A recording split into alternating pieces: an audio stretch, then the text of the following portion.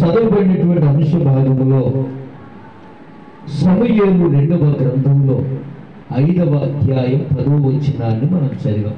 వినాలి జాగ్రత్త. ఈ 5వ అధ్యాయం 10వ వచనంలో ఒక మాట మనం చదివాం. దావీదు అంతకంతకు వర్ధిల్లెను అని రాయబడింది. దావీదు అంతకంతకు వర్ధిల్లెను. ఒకటి. రెండోది, సైన్యములకు అధిపతియగు యెహోవా అతనికి తోడుగా ఉండెను. 2 సంగతులు ఇక్కడ. ఆయన సన్నిధికి వచ్చినటువంటి మనందరం కూడా వర్ధిల్లాలి అని ఆశపడతాం. వర్ధిల్లాలి అని ఆశపడతాం. దేవుని తోడు కావాలి అని ఆశపడతాం. వర్ధిల్లటం అంటే ఏంటి? మన ప్రతి ఆలోచన నెరవేరాలి, ప్రతి ప్రయత్నము సఫలపరచబడాలి, ప్రయాసకు తగిన ప్రతిఫలాన్ని పొందాలి. ఇది వర్ధిల్లత. ఈ వర్ధిల్లతను చూడాలి అని చాలా మంది ఆశిస్తారు. ఒక మాట జ్ఞాపకం చేసుకుందాం. ఎవరికి ఉండదు దేవుడు నన్ను వర్ధిల్లింప చేయాలి అని? అందరికీ ఉండదు. దేవుడు నన్ను వర్ధిల్ల చేయాలి, నా కుటుంబాన్ని వర్ధిల్లింప చేయాలి, నా చదువులు, నా ప్రయత్నాలు, నా ప్రయాసాలు అన్నీ కూడా వర్ధిల్లాలి. వర్ధిల్లుట అంటే అర్థం ఏంటంటే దీవెనకరంగా ఉండాలి.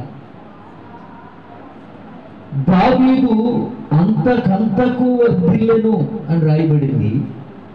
కారణం, సైన్యములకు అధిపతియగు యెహోవా అతనికి తోడుగా ఉన్నాడు. ఇప్పుడు మనం వర్ధిల్లాలి అనే ఆశ, ఆలోచన కాదు, కానీ మనము వర్ధిల్లాలి అని అంటే దేవుడు తోడై ఉండాలి. అప్పుడే మనం వర్ధిల్లగలుగుతాం. మన పరిస్థితులు మనము దీవెనకరంగా ఉండాలి అని అంటే దావీదు అంతకంతకు వర్ధిల్లడానికి గల కారణం ఏంటంటే సైన్యములకు అధిపతియగు యెహోవా అతనికి తోడుగా ఉన్నాడు. దేవుడు అతనికి తోడుగా ఉన్నాడు గనక అతడు వర్ధిల్లాడు. ఈ రోజున నీవు నేను కూడా దీవెనకరంగా ఉండాలి, మన పరిస్థితులు క్షేమకరంగా ఉండాలి, మన ప్రయత్నాలు ఫలించాలి, ఆలోచనలు సఫలపరచబడాలి అని అంటే దేవుడు ఖచ్చితంగా మనకు తోడై ఉంటేనే ఈ కార్యం జరుగుతుంది. దేవుని తోడు లేకుండా మన జ్ఞానమును బట్టి కానీ, మన తెలివిని బట్టి కానీ, మన చదువును బట్టి కానీ, మన సామర్థ్యాన్ని బట్టి కానీ, మన అధికారాలను బట్టి కానీ దేనిని బట్టి మనము వర్ధిల్లలేము. హల్లెలూయా. దేనిని బట్టి మనం దీవించబడలేము, దేనిని బట్టి దీవెనకరంగా మనం ఉండలేము. కారణం, దేవుడు తోడై ఉంటేనే తప్ప. కాబట్టి మరి దావీదు అంతకంతకు వర్ధిల్లటానికి, దేవుడు దావీదుకు తోడై ఉండటానికి కారణం ఏంటి తెలుసుకోవాలి. దీనికి ముందుగా మనం ఏమనుకుంటామంటే దావీదు అంతకంతకు వర్ధిల్లటానికి దేవుడు అతనికి తోడై ఉన్నాడు, అయితే నాకు కూడా దేవుడు తోడుగా ఉండాలి, నాకు కూడా దేవుడు తోడై ఉంటే ఎంత బాగుంటుందో అన్న ఆశ తప్పకుండా కలుగుద్ది. అయితే దేవుడు దావీదుకు తోడుగా ఉండటానికి, దావీదు అంతకంతకు వర్ధిల్లటానికి దావీదులో ఉన్నటువంటి ఆధ్యాత్మికమైనటువంటి క్రియలేంటో 4 మాటలు మీకు చెప్పి నేను ప్రార్థన చేస్తా. ఈ 4 మాటలు మీరు విన్న తర్వాత ఈ 4 మాటల వంటి అనుభవాలు లేక క్రియలు, ఆ నడవడిక మీలో ఉంటే నిన్ను, నన్ను, అందరినీ కూడా తప్పకుండా దేవుడు వర్ధిల్ల చేస్తాడు. హల్లెలూయా. హల్లెలూయా. కాబట్టి ప్రియ దేవుని బిడ్డలారా, ప్రార్థన చేసేటప్పుడు మనకు ఒక వాడుక ఉంటుంది. కొంతమందికి ప్రార్థన చేసేటప్పుడు కొంత వాడుక ఉంటుంది. ఏమని? అయ్యా, అబ్రహామును దీవించినట్లుగా నన్ను దీవించు, సొలొమోనుకి ఇచ్చిన జ్ఞానము నాకి, దావీదుకు చూపిన శాశ్వతమైన కృప నాకును చూపించు అని కొన్ని పదాలు మాట్లాడుతూ ఉంటారు. మోషేకు తోడయున్న దేవా నాకు తోడయుండు. నేను అంటాను ఒక మాట, దేవుడు వారికి తోడై ఉన్నాడని నీకు తోడై ఉంటాడు అని ఆశించటం తప్పు కాదు, కానీ కొంత అవివేకం కూడా ఉంది. ఇప్పుడు అబ్రహాముకు తోడుగా ఉన్నటువంటి దేవుడు, అబ్రహామును ఆశీర్వదించిన దేవుడు నిన్ను కూడా ఆశీర్వదించాలని నువ్వు ప్రార్థన చేస్తే అబ్రహాములో ఉన్న అనుభవం నీలో ఉండాలి. అబ్రహాములో ఉన్నటువంటి ఆధ్యాత్మికమైన క్రియ ఏంటి అంటే, దేవుడు ఏది చెబితే అది, ఎప్పుడు చెబితే అప్పుడు, ఎక్కడ చెబితే అక్కడ చిత్తము అని లోబడే మనసు అబ్రహాముకు ఉంది. అందుకు అబ్రహామును ఆశీర్వదించాడు ఆయన. దావీదుకు శాశ్వతమైన కృప ఎందుకు దేవుడు చూపించాడు అని అంటే,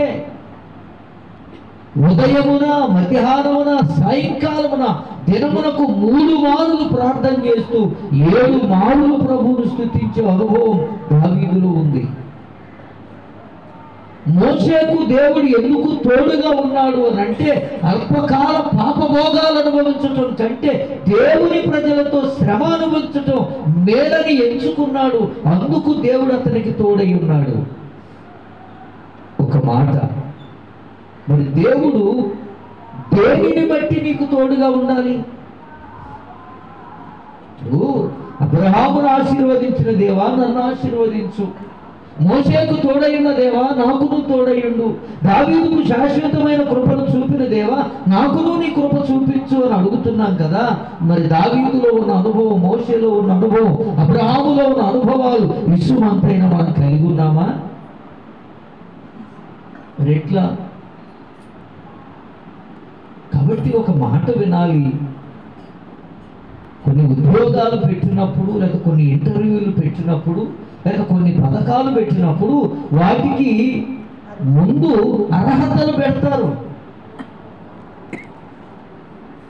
కొన్ని అర్హతలు పెడతారు. ఇదిగో ఈ అర్హత కలిగిన వారికి ఇవి వర్తిస్తాయి.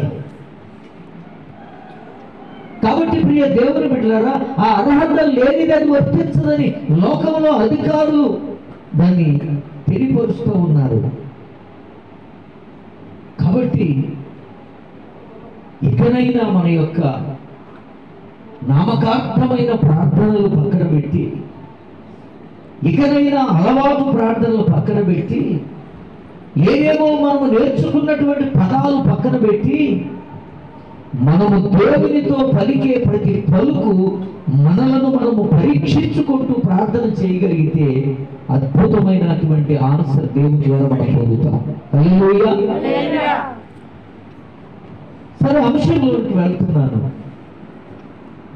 దావీదు అంతకంతకు వర్ధిల్లాడు. అంతకంతకు వర్ధిల్లాడు అంటే దాని అర్థం ఏంటంటే, దావీదు ఏమనుకున్నాడో దానికి మించిన దీవెన దేవుడు ఇచ్చాడు. అంతకంతకు వర్ధిల్లటువంటి అర్థం ఏంటంటే, దావీదు ఏమనుకున్నాడో, లేక దావీదును కలిగినటువంటి వారు ఏమనుకున్నారో కానీ అంతకు మించినటువంటి దీవెన దావీదు కలిగి ఉన్నాడు. దేవుడు అతనికి తోడుగా ఉన్నాడు. కారణం ఏంటి? దేనిని బట్టి తోడై ఉన్నాడు? దేనిని బట్టి దావీదు వర్ధిల్లాడు? 4 మాటలు చెప్తా. మొదటి మాట, కీర్తనల గ్రంథం 78వ అధ్యాయం. కీర్తనల గ్రంథం 78వ అధ్యాయం 70వ వచనము నుండి 72వ వచనం వరకు చదువుదాం. తన దాసుడైన దావీదును కోరుకొని గొర్రెల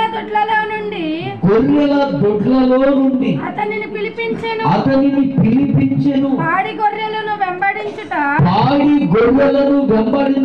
మాన్పించి తన ప్రజలైన యాకోబును తన స్వాస్థ్యమైన ఇశ్రాయేలును మేపుటకై ఆయన అతనిని రప్పించెను.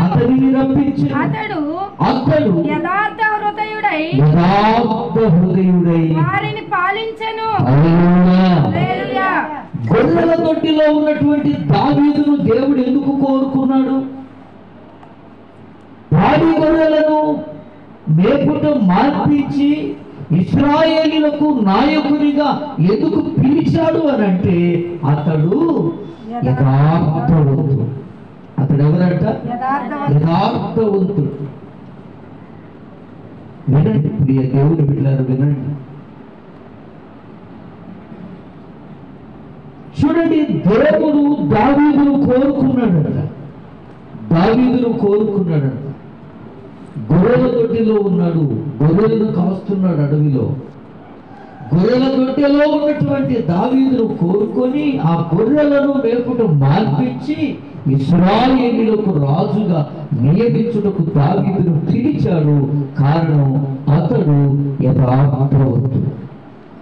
ఈరోజు దేవుడు నీ కుటుంబంలో, నీ వ్యక్తిగత జీవితంలో ఆయన నీకు తోడుగా ఉండి అంతకంతకు నిన్ను వర్ధిల్లింప చేయాలంటే దావీదులో ఉన్నటువంటి మొదటి లక్షణం ఏంటి? యథార్థవంతుడు. ఈ యథార్థత నీలో ఉండాలి. ఈ యథార్థత నీలో ఉండాలి. యథార్థత లేకుండా దేవుడు తోడుగా ఉండడు. యథార్థత లేకుండా మనం దీవించబడలేం. యథార్థత లేకుండా ఏ మేలును సంపూర్ణంగా మనం అనుభవించలేం.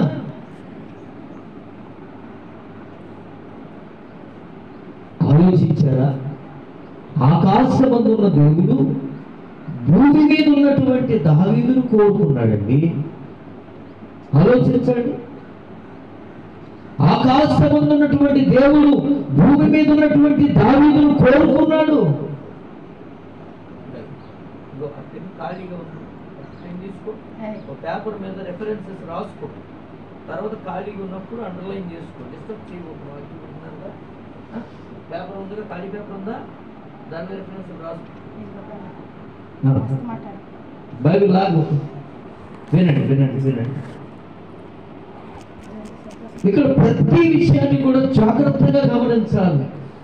ఈ అంశ భాగం చదివినప్పుడు, ఈ సమయంలో 2వ గ్రంథం 5వ అధ్యాయం 10వ వచనం అంశ భాగం చదివినప్పుడు దావీదు అంతకంతకు వర్ధిల్లెను, సైన్యములకు అధిపతియగు యెహోవా అతనికి తోడై ఉండెను అన్న మాట విన్నప్పుడు చాలా మందికి ఆశ కలుగుద్ది. దేవుడు నాకు కూడా తోడై ఉంటే దావీదును వర్ధిల్ల చేసినట్టు నన్ను కూడా వర్ధిల్ల చేస్తాడు కదా. దావీదును వర్ధిల్ల చేసినట్టు నిన్ను కూడా వర్ధిల్ల చేయాలి. దావీదును దీవించినట్టు నిన్ను కూడా దీవించాలి. దావీదుకు తోడై ఉన్నట్టు నీకును తోడై ఉండాలి అంటే దావీదులో ఉన్నటువంటి క్రియ ఏంటి? యథార్థత. అతడు యథార్థవంతుడు అన్నాయి. యథార్థవంతుడు. నా ప్రియులారు గమనించండి. ఈ యథార్థత నీలో లేకుండా ఎలా నువ్వు వర్ధిల్ల చేయబడతావు? ఈ యథార్థత లేకుండా ఎలా దీవించబడతావు? ఈ యథార్థత లేకుండా దేవుడు ఎలా నీకు తోడుగా ఉంటాడు? ఆలోచించి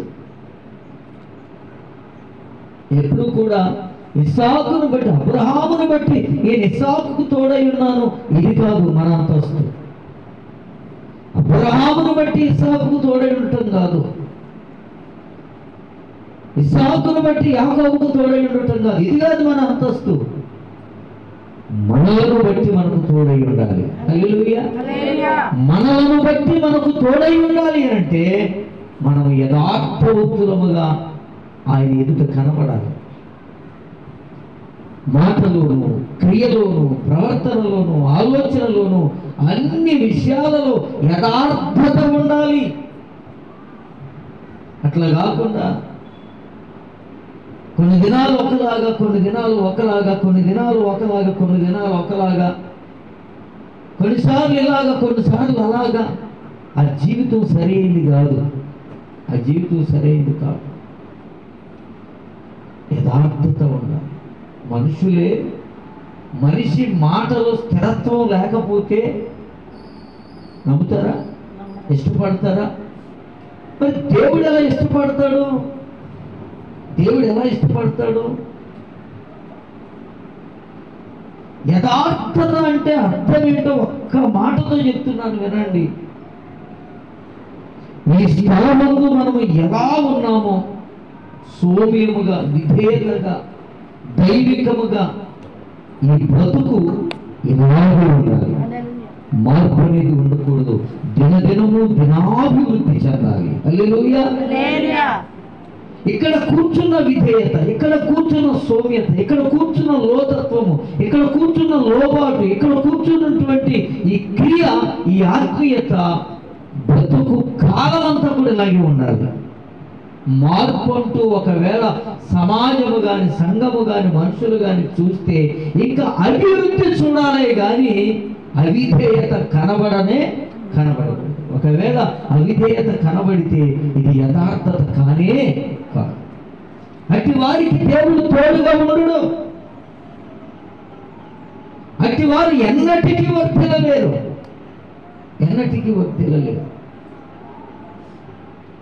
కాబట్టి దావీదు అంతకంతకు వర్తిల్లటానికి గల కారణం ఏంటంటే, దేవుడు అతనికి తోడుగా ఉండడానికి గల కారణం ఏంటంటే, దావీదు అతడు యథార్థవంతుడు అన్నాడు. అందుకనే దినవృత్తాంతములు 2వ గ్రంథం 16:9 మనందరికీ తెలిసిన మాట కదా ఇది. దినవృత్తాంతములు 2వ గ్రంథం 16:9 తన ఎడల యథార్థ హృదయము గల వారిని బలపరచుటకి యెహోవా కనుదృష్టి లోకమందంతటను సంచారం చేస్తుంది. తన ఎదుట ఎవరైతే, తన ఎడల ఎవరైతే యథార్థ హృదయం కలిగి ఉంటారో వారిని ఏం చేయాలనుకుంటున్నాడంట? ఆయన ఏం చేయాలనుకుంటున్నాడంట? నువ్వు గీకూడదు. బైబిల్ పరిశుద్ధ గ్రంథం, గ్రంథం వినండి.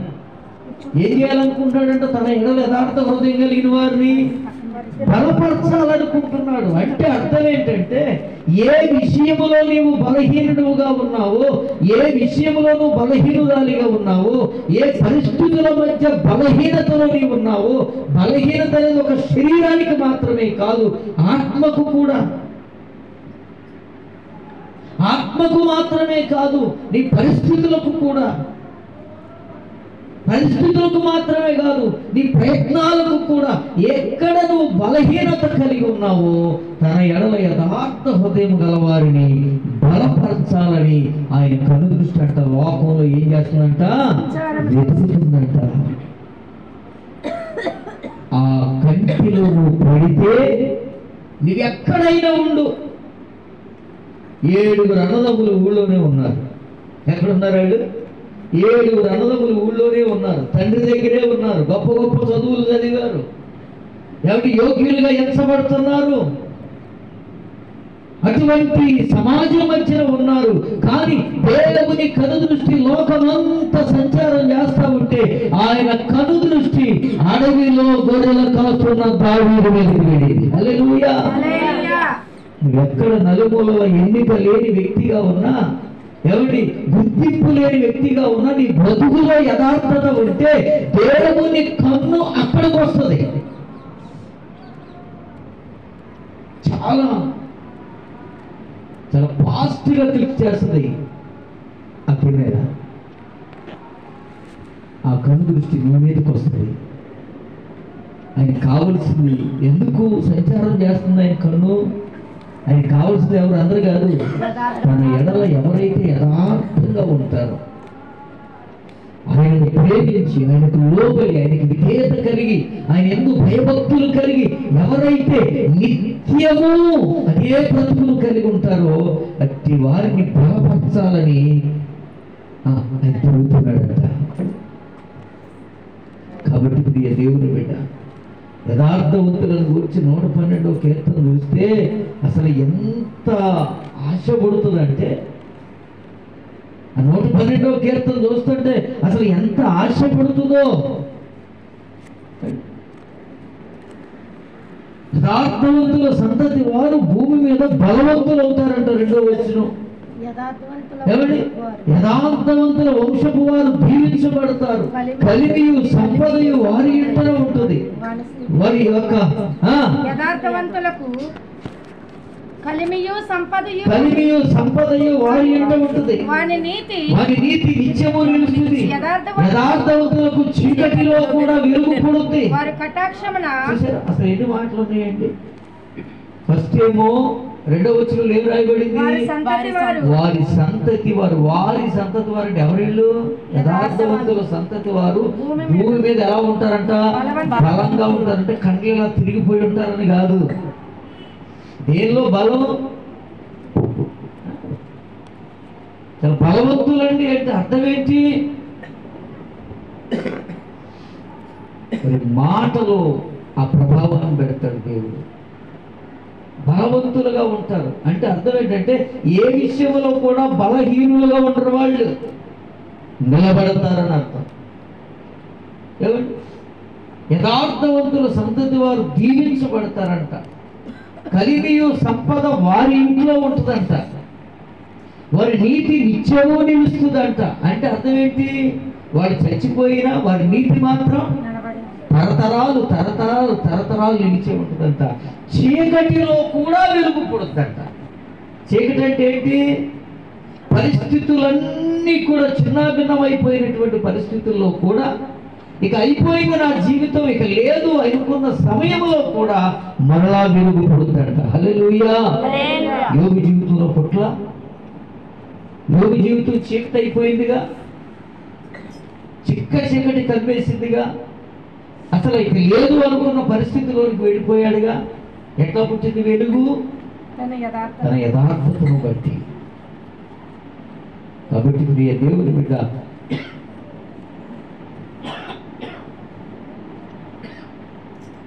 దావీదును వృద్ధిలో చేసిన దేవుడు, దావీదుకు తోడైన దేవుడు నీకు నువ్వు తోడై ఉండాలి. నీలో యథార్థత ఉండాలి. రెండో మాట చూద్దాం. 2